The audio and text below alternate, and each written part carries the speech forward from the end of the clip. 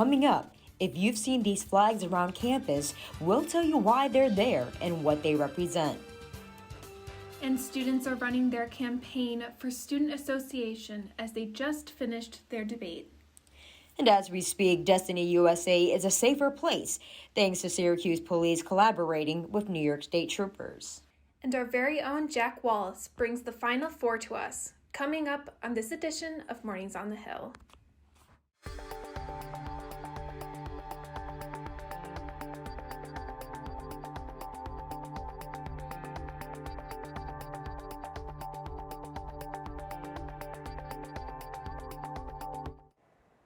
Good morning, everyone. I'm Pajong Lee. Thanks for joining us for Mornings on the Hill. And I'm Elena Locido. Here's a look at some of our top stories this morning.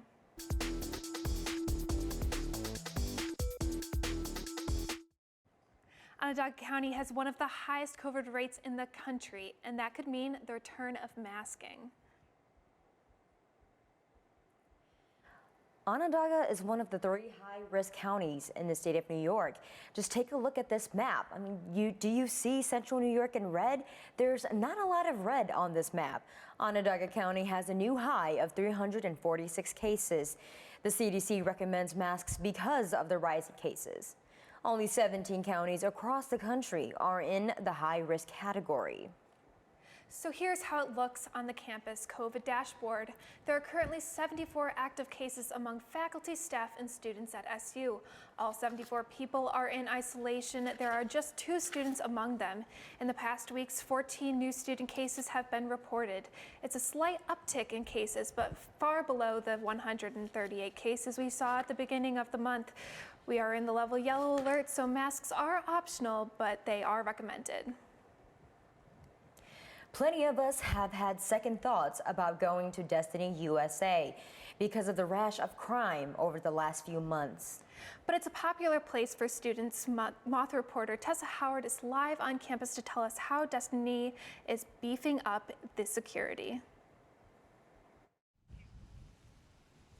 There has been multiple robberies and shootings at Destiny USA. Syracuse police say they have beefed up their security, but it's not enough. Syracuse police and New York State troopers are now teaming up. All eyes are on Destiny USA in hopes to keep Syracuse's mall a safer place. New York State troopers and Syracuse police joined forces this week to combat recent violent crimes. For Destiny USA employees like Darcy Ortiz, they feel on edge. I don't feel safe. As you can see, Julie Boeheim was robbed broad daylight. She's not the only person who was robbed. In the past month, 3 shootings, including armed robberies, have happened at Destiny. State police confirmed deployment on its community stabilization unit. The unit includes plainclothes officers and troopers around the mall. For Ortiz, she's taking the extra mile to stay safe. I always leave the mall with a male coworker, or I take it a point to call mall security. New York State Trooper Jack Keller says police want Destiny shoppers and employees to always feel safe. However, Keller is advocating for crime prevention efforts. You know, whether it's a college student, an older family, a younger family, the constant reminder is it's more like crime prevention, right? You want to be able to stay vigilant. Make sure you know your surroundings when you leave that mall. Mornings on the Hill reached out to Syracuse police for comment. Syracuse Police Lieutenant Matthew Milanowski says, quote, "While security is ultimately the property owner's responsibility, the Syracuse Police Department has been a long-standing partner for Destiny USA in providing police services. This is the supplemental to the overtime detail that already exists inside. We thank our partners at the state police for their efforts of trying to reduce crime."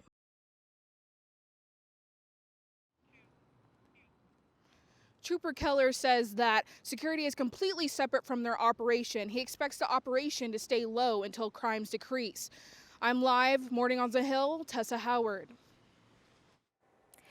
House Speaker Nancy Pelosi was the guest speaker at the Toner Prizes for Excellence in Political Reporting on Monday. The virtual ceremony marks the 12th year of the awards in honor of the late alumna Robin Toner. Toner was the first woman to be a national correspondent for the New York Times. Pelosi spoke about the value of the press. Mining the press, establishing a thing called fake news. It was not original with him, It has been with other autocrats previous to him to undermine the press, because this, in my view, the press is the most important force for democracy. Pelosi says she is excited for the increase of female representation and women of color in the press, and she looks forward to the future. Protesters attended Take Back the Night this week. It's an on-campus event to raise awareness about sexual assaults and violence. It also calls for more resources for students. Many Syracuse nonprofits like Vera House marched on campus with students, and there's more students are fighting for. If you've seen blue and pink flags around campus, it's because SU is decorating the grounds of Syracuse University this week. There is the flag that represents the transgender community. Flags line up the path at the Hall of Languages. They are there to celebrate Trans Week of Liberation. Trans Liberation Week celebrates trans, non-binary, and gender non-conforming people. This community is one of the most marginalized and discriminated against of any minority group, especially trans women of color. You can find upcoming events at calendar.syr.edu. If you're looking for gender training, care, or counseling, you can visit the Transgender Affirming Services at 315-443-8000 or email the Barnes Center at the Arch. SU is celebrating Asian American Pacific Islander Heritage Month starting today. This is a calendar of the events, and the month will highlight the culture and history behind Asian American and Pacific Islanders, as well as addressing the rise in anti-Asian hate crimes. The kickoff event will be held on the first floor of the Shine Student Center at 4 p.m. today. It's election season on campus. Student campaigns have begun. I.E. Jagney went to the debate last night. It's that season, student election season, that is. We will be choosing a new president and vice president for the student body. They serve a one-year term, and last night, all 6 candidates and their vice presidents debated on campus issues. Being accessible and being open to change. Not only have I met all 3 of my initiatives, I am Students will be able to vote for their next student body president and vice president. How you doing? My name is Jordan Pierre, and I'm currently running for Student Association President for the academic year of 2022 to 2023. Hi, my name is Lauren Gloucester. I'm running for Student Association Vice President. We are running under the ticket Ubuntu. We are because you are. Syracuse, it's David Bruin, the student body president, and I'm running with Adia. We're so excited. Hi, my name is Adia Santos, and I'm running for Vice President with David Bruin, and we are pursuing legacy. Hi, my name is Brett McNeil. I also am running for President of Student Association, and if you want the real deal, vote McNeil. I'm Sky Grzinski. I'm running for VP with Brett and McNeil. So hi everyone, I'm Naya Jones. I am your current Student Association Comptroller, and I am running for re-election. Voting is from April 4th through April 8th. To vote, log on to your MySlice account and click Vote Now under Student Services. Don't forget to vote. For Mornings on the Hill, I'm Aijine. Maxwell is still #1. You got that right. The Maxwell School of Citizen and Public Affairs is the #1 school of its kind in the country. That's according to the U.S. News and World Report. Maxwell shares the 2023 top ranking with Indiana University's Paul H. O'Neill School of Public and Environmental Affairs. U.S. News surveys deans, directors, and department chairs in 270 programs. And Maxwell has ranked #1 11 out of 12 times. Coming up here on Mornings on the Hill, New York schools are getting serious about mental health. Find out more about programs here on campus where you can cut stress by cuddling up with a furry friend. Also coming up, is it safe to say the snow is finally behind us? Can we expect spring-like temperatures next week? Don't worry, I've got your weather forecast. Stay with us for that and much more on Mornings on the Hill. New York schools are getting a big boost for mental health. $50 million in funding from the government. Governor Hochul has announced that each district could receive up to $500,000 a year. Hochul says young students have been hit hard by the pandemic, suffering disruptions in their education, social lives, and recreational activities. Here on campus, SU students can find many mental health resources, including one that involves puppies. Michaela Armstrong tells us how students are finding out how puppies can be more than just pets, but also therapy. With only a matter of weeks left in school, students can feel overwhelmed with all of the work. But the Barnes Center is offering a program to help relieve some stress and help your mental health in the process. Clayton is a 5-year-old golden doodle. He allows all to hug, feed, rub, and play with him once a week on Syracuse University's campus. Clayton is a part of the university's pet therapy program to distress students with just a swipe of their student ID card. Student Rachel Kern says this was her first time at pet therapy and it will not be her last. I know that a lot of students, especially our age, struggle with mental health, me being one of them. So it's definitely helpful to have these resources on campus. Clayton's owners, Sam and Nick Vecchio, have been a part of the program for 3 years and find joy in knowing their dog is making a difference in others' lives. A lot of the people, as they get up, I hear little comments like, now I know I can go take so-and-so's class and have no problems get through it, after seeing Clayton. Barnes Center Health Promotion Program Coordinator Vicente Cuevas says due to the positive response of students and the helpful space it has created for mental health, the university expanded the program to a weekly schedule with more dogs. Saying it's simple in nature, but it has a vast impact. Clayton can be hugged at the next pet therapy event on Tuesday, Wednesday, or Friday at the Barnes Center. To see more dogs like Clayton, visit the Barnes Center for Pet Therapy during the week. I'm Michaela Armstrong, back to you. Time to check your weather for today. Tulua Family Day is here to tell us what to expect. Good morning, Pajong and Elena. Now don't get your crop tops out and your shorts out just yet. While it may feel a little warmer than the last couple of days, it's currently 39 degrees with some light showers. Expect to bring out a light rain jacket for your afternoon shenanigans and be mindful of the wind with speeds currently around 10 miles per hour. Now tomorrow the weather is looking up. You can expect a clear and sunny day. And if you're planning a nice afternoon brunch or just walking your pets, you can definitely go for style instead of bundling up a little too much. Now let's take a look at the 5-day forecast. And it looks like we can finally kiss the freezing temperatures goodbye. Sunday wants to give us a little reminder of the cold, but Monday starts the trend of rising temperatures in Syracuse. We could be looking at a high of 48 degrees on Monday, but Tuesday and Wednesday could reach up to the mid-50s. So maybe think about leaving that winter coat on the rack. Now that's all we have for the weather, Syracuse. Back to you in the studio. It's Final Four night, and if you aren't pumped up, you definitely should be. Stay with us for a sneak peek at what's going down in New Orleans tonight, and we'll be sharing some tournament ties to right here in Syracuse. Stay with us. This is Mornings on the Hill. Welcome back to Mornings on the Hill. I'm Sydney Yore with your sports update. It's Final Four weekend. Kansas takes on Villanova, and it's a rematch for Duke in North Carolina, and our Jack Wallace is in New Orleans for all the action. Welcome to Bourbon Street. We're in the heart of the French Quarter here in New Orleans, and you can find all types of March Madness fans getting hyped and giving their takes on what they think could be going on over this weekend. Oh my God, it's awesome. It's awesome. It's awesome. It's wild. I think so far, it's popping, baby. Woo! Rock on! I mean, being from Alabama, it's crazy to see so many people gathered in one place. But it's super interesting to be able to experience new culture. Rock Chalk! Rock Chalk! Rock Chalk! Now, the March Madness Fan Fest is going to happen all over the weekend, and you're going to see this going on from April 1st all the way through April 4th. And that's all going to be leading up to all the way downtown to the Superdome. Live here in New Orleans, Jack Wallace, NCC News.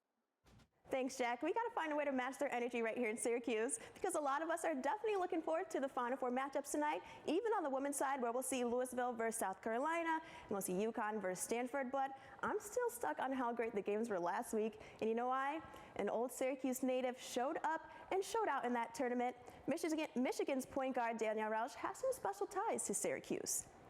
Roush was not only a standout player at Bishop Ludden, she also spent many of her summers lacing up with the AAU program I-90 Elite right here in Syracuse.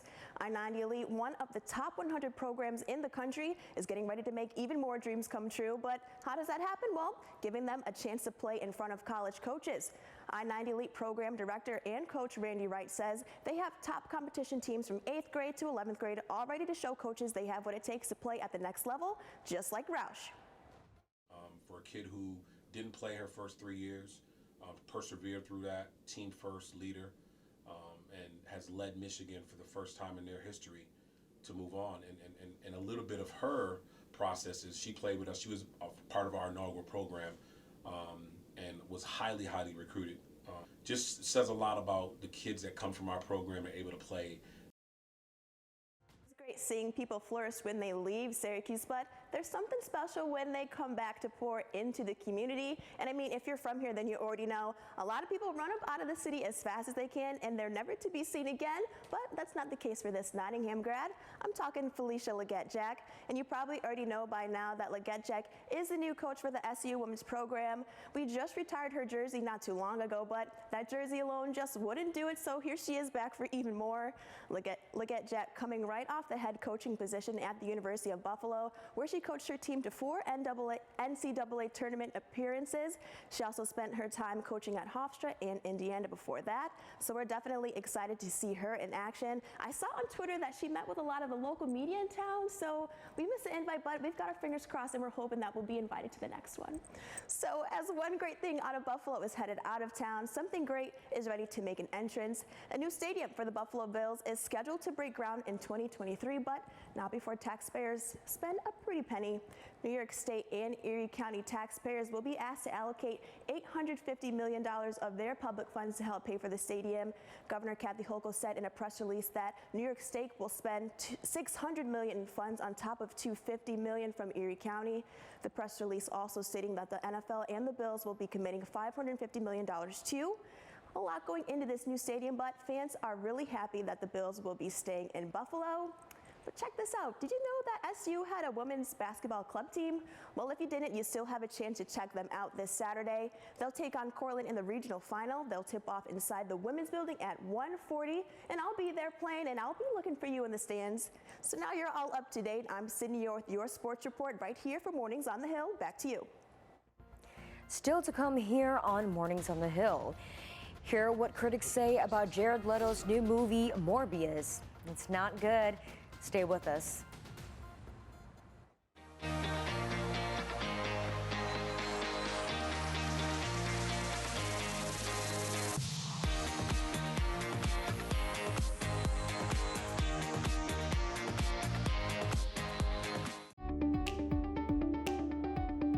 Same address, new website.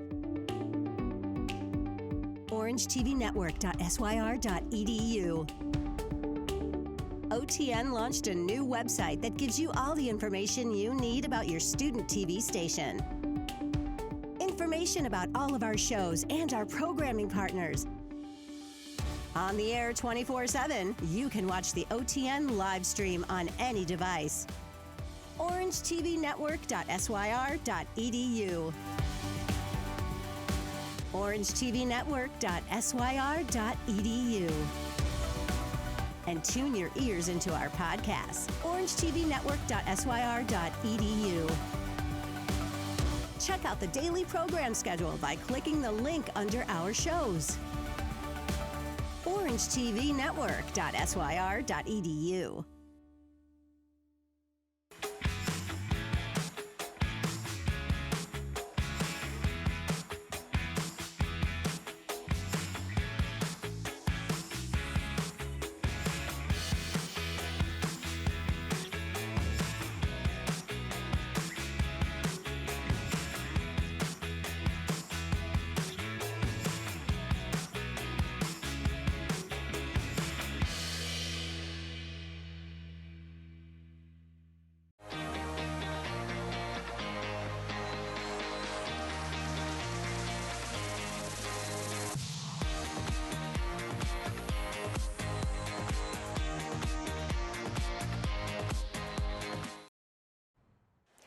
It's been a busy week for superheroes.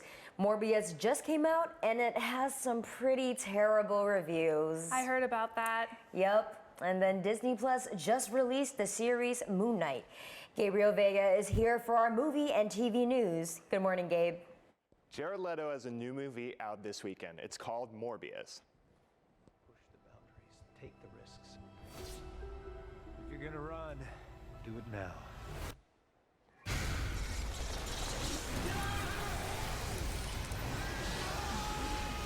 There has to be. There's something inside of me. He wants to hunt and consume blood. Michael. In this Marvel and Sony project, Jared Leto transforms into the anti-hero, Dr. Michael Morbius. Morbius becomes dangerously ill with a rare blood disorder, and he turns into a vampire-like creature. Morbius is determined to save people who suffer the same fate as him. Will he succeed at saving them, or will it turn chaotic? The critics do think this movie is chaotic. People are not loving this movie. Morbius has a 17% rating on Rotten Tomatoes. Let's see what some reviewers are saying. So unless your ticket is free, don't bother. This movie is lifeless as the bodies Morbius drains and throws on the floor, says Emily Zemler at The Observer. Morbius is disjointed, rushed, poorly edited, and then it ends abruptly with viewers just kind of staring at their screen wondering what just happened. This is just a total embarrassment to the legacy of Marvel Comics and goes to prove after Spider-Man No Way Home that Sony really can't make a good comic book movie without Disney anymore, says the Daily Express UK. No Way Home was good. I mean, everything about Morbius was in the trailer, everything, and it was bad. Are the reviews a surprise? I don't think so. Go see Morbius this weekend or save yourself some money and just turn on Disney Plus.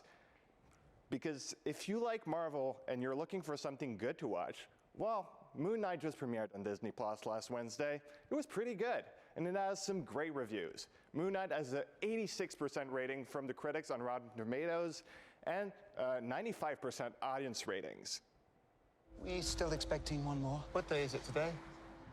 Sunday, sir.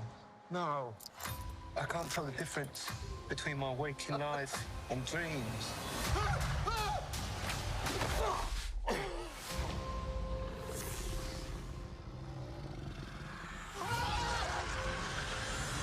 Oh, God! Stephen, look at me. That thing's about to break through the door. Let me save us. What are you? You sure you want to know? In this Marvel Studios 6th episode event, Oscar Isaac is playing Stephen Grant, but he's also playing Mark Spector, who is the alter ego to the superhero Moon Knight. Isaac deals with split personalities in this show. It is a journey you haven't been on before with Marvel. The show doesn't hold back. Moonlight is dark, gritty, and full of unapologetic action.